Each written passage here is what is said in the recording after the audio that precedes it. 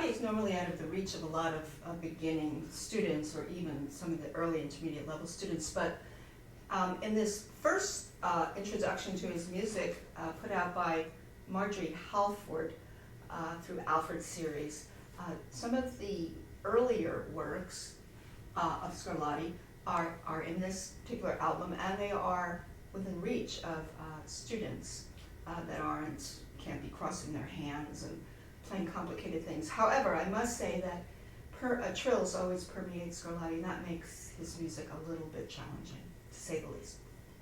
But the Minuetto that I found here is the very first piece in this album in C major, is, I think, something to look at. Now, it's got a lot of rolling figures, and the reason I picked this is because I don't want to analyze it to death in terms of its theory, but more to get the sense of the rolling forward wrist that we see in a lot of music.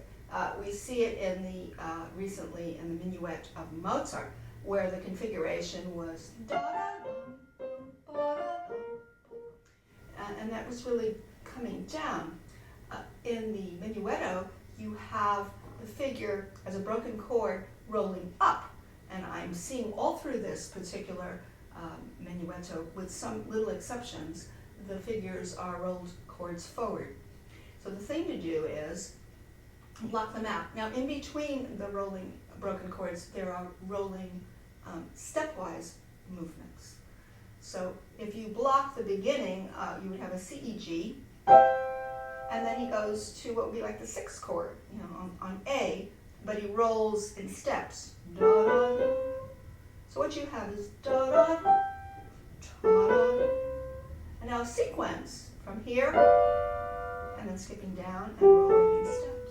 So sequences are interesting because you have to kind of play them so they have a relationship to each other, that they just don't get churned out like, oh, there's more notes to play.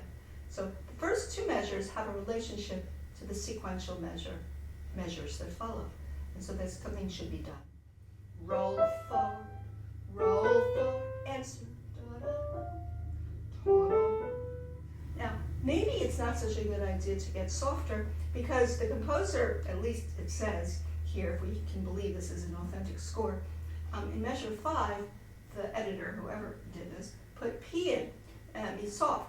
So if you're playing the sequence too soft, you can't make that wonderful change. So assuming you just go da da da da da da da da da da, suddenly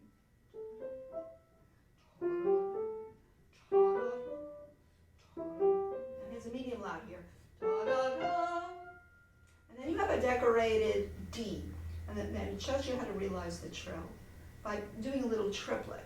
So you go da da da da da, in slow motion, da da da da da da da, probably legato.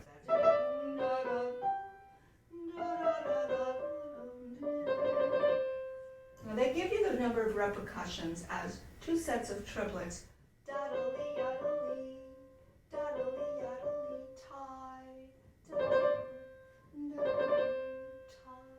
It goes really fast.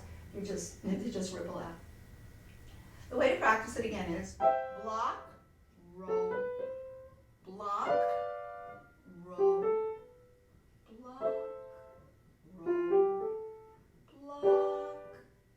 I mean, that's what you do. You do a lot of blocking, and you do have to remember to roll forward. If you don't roll forward, it's going to sound like ba ba ba, ba ba ba, ba ba ba.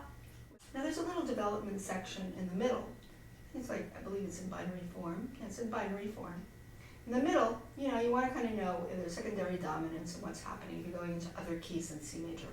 So you see the C chord, and then if you compare the right and left to fill in the harmony, that becomes a dominant of G minor. But instead, if you think of you're in G minor there, if you were in G minor, that would be the 5 chord, and then you go to the next chord, it happens to be the 4 chord of G minor, which is a surprise. Because usually we think of dominant, tonic. If we were going to another key, we would think of its secondary dominant going to that tonic in that particular arena, universe. But what he does is, he goes the 5 chord with the 7 to the 4 chord, and he goes back to that same 5 chord, and then he stays with the 5 chord, and then he goes to major G, which brings us back, we think, back to C major. Let's see what it does. No, he stays, and he's making a dominant of G major.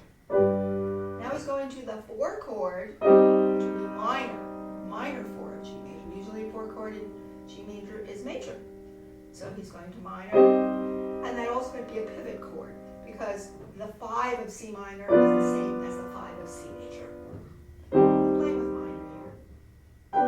It was all dominant to either parallel C minor or finally major, and then authentic cadence, dominant, tonic.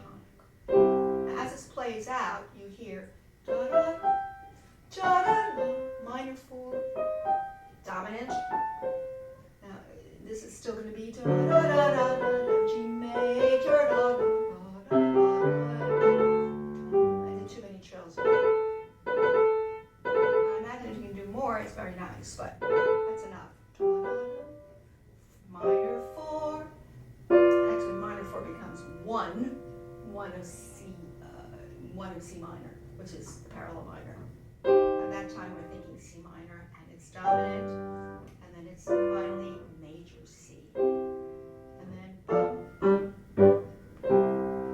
the left hand has got this redundant, for the most part, pattern of quarter, eighth quarter, eighth quarter, eighth quarter. It's a 3/8 time.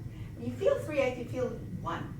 When you're going really fast, you don't want to feel 3 distinct beats. You want to think 1 like this.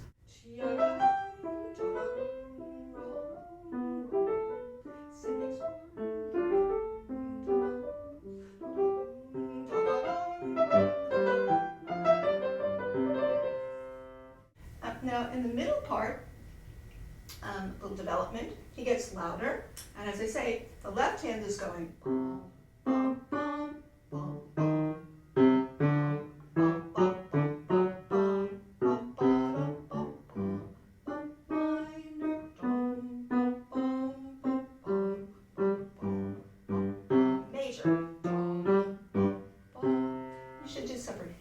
Very slowly, and listen to that line.